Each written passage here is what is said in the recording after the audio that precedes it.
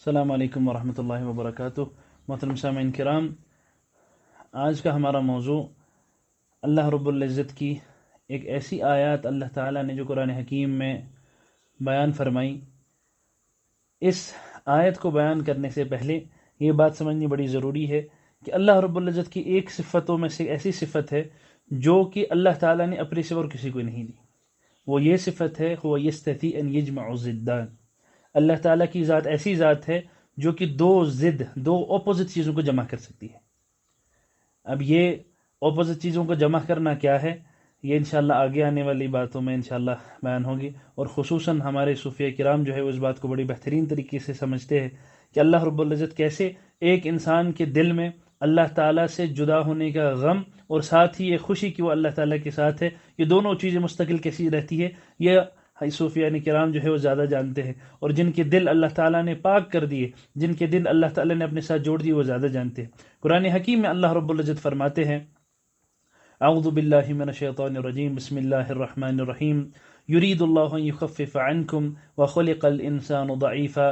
اور اللہ تعالیٰ چاہتے ہیں یخفف کہ تمہارے اوپر تخفیف کر دے، یعنی کہ تمہارے اوپر سے چیزوں کو ہٹا لے، آسان کر لے، ڈسکاؤنٹ کر دے۔ وخلق الانسان ضعیفا، اور انسان کو ہم نے ضعیف پیدا کیا، انسان کو ضعیف پیدا کیا گیا، انسان کو کمزور پیدا کر دیا گیا۔ اب یہ انسان جو دن بھر دبکے مارتا رہتا ہے، جو دن بھر اپنی کبر کے اندر اپنی چیزوں میں پھرتا رہتا ہے کہ میں فلاں ہوں، میں فلاں ہوں، میں ٹھمکا ہوں،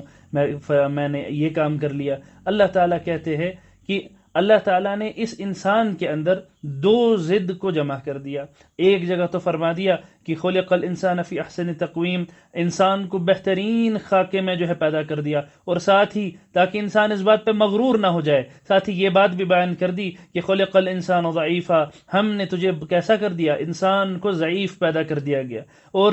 اس بات کو سمجھنے کے لیے پرانے زمانے میں تو لوگوں کو تکلیف ہوتی تھی، لیکن آج کے زمانے میں ہم کچھ مثالوں سے بڑی بآسانی یہ بات سمجھ سکتے ہیں کہ یہ چیز اللہ تعالیٰ نے یہ کیا ہے، اصل میں یہ انسان کا ضعیف ہونا کیا ہے۔ اب انسان دیکھیے، ہم صاف جانتے ہیں کہ انسان سے زیادہ عقل مند اور اس ساری دنیا میں اور کوئی نہیں، انسان سے زیادہ عقل مند ساری دنیا میں اور کوئی نہیں، انسان سے زیادہ حامل علم ساری دنیا میں اور کوئی نہیں، حتیٰ کہ انسان کا علم فرشتوں کے علم سے، انسان کے اندر وہ صلاحیت ہے جو کہ فرشتوں کے اندر بھی وہ والی صلاحیت نہیں کہ وہ علم کو سے حاصل کر سکے، جس طرح کہ اس سے پہلے بھی بیان ہو چکا ہے۔ یا جب اللہ تعالیٰ نے انسان کو بنایا، پھر فرشتوں کو حکم دیا کہ بتاؤ وہ ساری چیزیں جو ہم نے دکھلائی بتائی تمہیں وہ دہراؤ۔ فرشتوں نے کیا کہہ دیا کہ سبحان اے اللہ آپ پاک ہے، ہاں ہم اتنا ہی جانتے ہیں جتنا آپ نے ہمیں علم دیا، اس کے علاوہ ہم نہیں جانتے۔ پھر آدم علیہ السلام کو کہا گیا یا آدم انبئہم باسمائہم، اے آدم وہ ساری باتیں سناؤ جو اسمائہم، وہ سارے نام سناؤ جو ہم نے تمہیں جو ہے پڑھائے، جو ہم نے تمہیں سکھائے۔ آدم علیہ السلام نے سب باتیں اس کو وہ دہرا دی۔ تو جہاں ایک طرف یہ انسان ساری کائنات کے جو ہے نا خلیفۃ الارض، جو ساری کائنات کا گورنر ہے، ساتھ ہی اللہ تعالیٰ نے اس کو بیلنس کو سیٹ کرنے کے لیے کیا کر دیا، اس کو اس کے اندر سے ایسا ضعف رکھا تاکہ مغرور نہ ہو جائے۔ ہم دیکھتے ہیں کہ آج کل کی سائنٹیفک ڈسکوریز میں، میڈیکل سائنس میں، آج ہم یہ بات اچھی طرح سے بخوبی جانتے ہیں کہ بہت ساری ایسی ڈیزیزز ہیں جن کا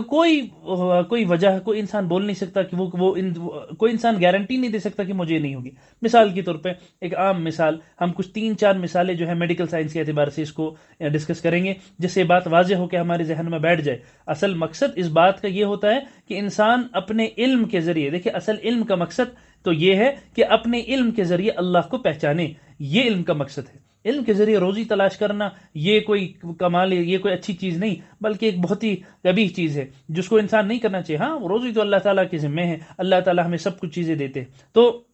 میں عرض یہ کر رہا تھا، تو ہم 3 مثالیں انشاءاللہ ڈسکس کریں گے۔ پہلی مثال جو ایک عام ہے، جو ہے ٹائپ 1 ڈائبٹیز میلیٹس، جس کو ہم ڈائبٹیز میلیٹس یا عام زبان میں ہم شوگر کہتے ہیں۔ تو میں کیونکہ میڈیسن سے یہ بلانگ کرتی ہے تو شاید دوسرے لوگوں کو زیادہ یہ بات سمجھ پوری طرح سے نہ آئے، کوشش کی جائے گی اس کو آسان کر دے۔ ٹائپ 1 ڈائبٹیز میلیٹس میں کیا ہوتا ہے کہ انسان کی جسم کے اندر انسولین کا نکلنا بند ہو جاتا ہے۔ یہ انسولین ضروری ہوتا ہے انسان کی سیلز کے لیے، اس کے اندر شوگر کو جو ہے اندر پہنچانا، گلوکوز کو اندر پہنچانا، جو گلوکوز کی اس سیل کے اندر کی توانائی، اس سیل کے اندر کی جو انرجی ہے، وہ انرجی سسٹمز کو جو ہے وہ فیول کرتا ہے۔ اب اس چھوٹے سے انسولین کے بغیر انسان کو جب یہ نہیں نکلتا تو یعنی کہ ہوتا کیا ہے، انسان کی کیونکہ بھوک پوری نہیں ہوئی، یعنی کہ اس کے خون میں تو یہ شوگر چل رہا ہوتا ہے لیکن اس کی سیلز کے اندر نہیں جاتا، اس وجہ سے کیا ہوتا ہے کہ انسان کی جو سٹائٹی سینٹر، جو ہنگر سینٹر ہوتا ہے وہ اور ہائپر ایکٹیویٹ ہو جاتا ہے، اور یہ کہتا ہے کہ میں اور زیادہ کھاؤں، میں اور زیادہ پیوں، اور پیتا اس وجہ سے کیونکہ وہ گلوکوز کے بلڈ کے اندر کی اس کی آسمولیرٹی بڑھا لیتا ہے، اور اس کی وجہ سے جو ہے انسان کی باڈی اس کو ڈائلیوٹ کرنے کی کوشش کرتی ہے وہ پانی کے ذریعے، اور یہ اس کی جو ہے نا پیاس بڑھا دی جاتی ہے۔ لیکن دوسری طرف سے ہم یہ سب یہ جانتے ہیں کہ یہ ڈائبٹیز کی جو بیماری ہے نہ وہ انسان اپنی مرضی سے کھا سکتا ہے نہ وہ انسان اپنی مرضی سے پی سکتا ہے، یعنی کہ انسان کو بالکل جو ہے وہ قابو کے جب تک وہ انسولین نہیں لے گا تب تک کچھ نہیں ہو سکتا۔ اب عام پہلے زمانے میں یہ سوچا جاتا تھا کہ یہ جو ہے یہ بیماری یہ جینیٹک ہوتی ہے، کچھ ایسا ہوتا ہے، ہاں اس کی جینیٹک ویریئنٹس بھی ہے، لیکن ریسنٹلی کچھ بڑے بڑے ریویوز آئے اور اس میں یہ پتا چلا کہ ایسا بھی ہوتا ہے کہ کئی وائرسز کے انفیکشن کی وجہ سے انسان کی باڈی میں آٹو امیونٹی بن جاتی ہے، یہ آٹو امیونٹی کی وجہ سے جو ہے یہ پینکریاٹک سیل جو ہے یہ پینکریاس کے اندر جو ہے وہ ڈسٹروائے ہونے لگ جاتی ہے اور انسان کو ڈائبٹیز ہو جاتی ہے۔ عام مثال یہاں کچھ وائرسز کا ذکر بھی ہے کتابوں کے اندر بلکہ NCBI ہے ایک بڑی ویب سائٹ ہے جس کو ہم پبمٹ بھی عام طور پہ کہتے ہیں، جس میں بہت سارے ریسرچ پیپر سبمٹ ہیں، وہاں پہ بڑے سارے ریسرچ پیپرز ہیں اور کتابیں ہیں، ہیریسن ہے میڈیسن کی کتاب، ہماری نیلسن ہے پیڈیاٹرکس کی کتاب، ان دونوں کتابوں میں یہ بات مینشن ہے کہ ممپس جس میں پریویلنس 90% ہے، پریویلنس یعنی کہ ایک انسان کو یعنی اگر 100 بچے ہو، ان 100 بچوں میں سے 90 کو کبھی نہ کبھی ممپس ہوا ہوگا، یہ جیسے ہم عام جانتے ہیں، ہاں تو اب اس ممپس وائرس کی وجہ سے یہ ڈائبٹیز میلیٹس کبھی کبھار بن سکتی ہے، یعنی کہ یہ وائرس انسان کے اندر گیا، اس لیے وہاں پہ آٹو امیونٹی جنریٹ کی، یہ آٹو امیونٹی نے جا کے جو ہے نا ان پینکریاٹک سیلز کے اوپر کام کیا، اور یہ اینٹی باڈیز کی وجہ سے جو ہے نا پینکریاٹک سیلز یہ ڈسٹروائے ہوئی، اور انسان کو مستقل تا حیات اس کو ڈائبٹیز رہتی ہے، کیونکہ وہ سیلز بیٹا ایسلس جس کو ہم کہتے ہیں وہ بالکل ہی ختم ہو جاتی ہے، تو تا حیات اس کو جو ہے انسولین کی ضرورت پڑتی ہے، یہ ساری کی ساری عمر بغیر انسولین کے نہ کچھ کھانے کی سوچ سکتا ہے نہ کچھ یہ کر سکتا ہے۔ اب ذرا سوچیں ہم میں سے کتنے ہی ہیں، میں نے خود کہا 90% پریویلنس، یعنی کہ اگر ہم یہاں اس وقت 100 لوگ اس بات کو سن رہے ہیں، ان 100 میں سے 90 لوگوں کو یہ ممپس ہو چکے ہیں۔ اب ذرا دیکھیے ان میں سے اگر یہ امکان ضرور موجود ہے کہ اس بیماری کی، اس ممپس جو عام بیماری ہوتی ہے، اس کے بعد ہمیں مستقل ڈائبٹیز ہو جاتا ہے۔ یہ کیا ہے؟ یہ اللہ تعالیٰ نے ہمارے جسم کے اندر وہ کچھ لیکنے رکھے ہوئے ہیں تاکہ انسان اپنے آپ سے مغرور نہ ہو جائے، انسان یہ سند اپن کی خبر کچھ اب میرا کوئی کچھ نہیں کر سکتا۔ اسی طرح سے اور بھی چیزیں ہیں، مثال کے طور پہ انکیفلائٹس ہے، ہاں پرانے زمانے میں ایک مشہور جو دور چلا تھا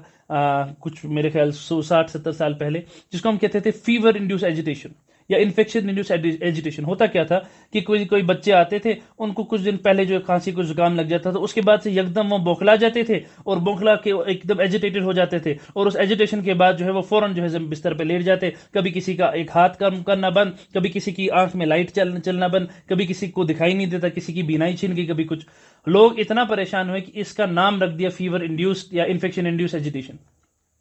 آگے آنے والے زمانوں میں یہ پتا چلا کہ در حقیقت میں ہوتا کیا ہے، یہی آٹو امیونٹی انسان کی، اسی کی وجہ سے انکیفلائٹس ہوتا ہے۔ انکیفلائٹس یعنی کہ انسان کا جو دماغ ہے اس کے اندر ورم، انفلیمیشن پیدا ہو جاتی ہے، ہاں، اور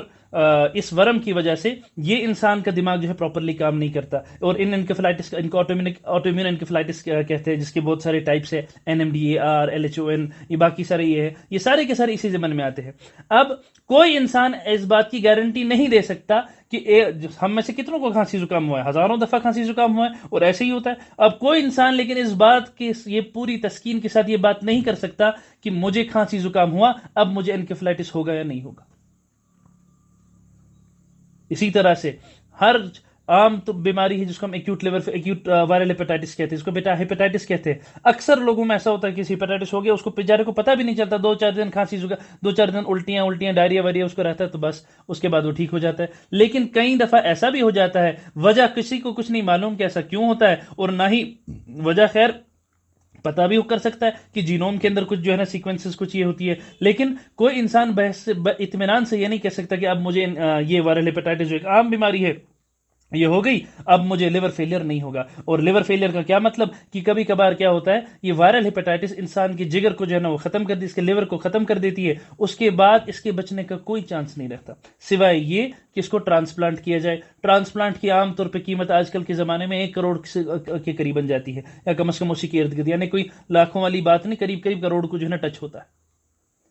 اب انسان اگر اپنی جگہ یہ سوچے، کچھ دن پہلے ہم ہسپتال میں تھے، تو ہمارے کلیگ تھے، تو ہم ایک بچہ آیا کچھ دن پہلے، اس کو ایسی یہ کیا نام ہے الٹیاں لگی 1-2 دن میں، اور 1 دن کے بعد یہ پتہ چلا کہ اس کا جگر اب کام کرنا پوری طرح سے بند ہو چکا۔ اور ہم میں سے کسی کو نہیں پتا کہ ایسا کیوں، کس میں ایسا ہو سکتا ہے، کس میں ایسا نہیں ہو سکتا، کوئی نہیں جانتا۔ اور ہم آپس میں سے بات کر رہے تھے کہ ہمیں، اور وہ خود کہہ رہے تھے یہ تھے کہ ہمیں تو روز 2 رکعت شکرانے کے پڑھنے چاہیے کہ اللہ تعالیٰ نے ہمیں صحیح سالم کھڑا کر دیا۔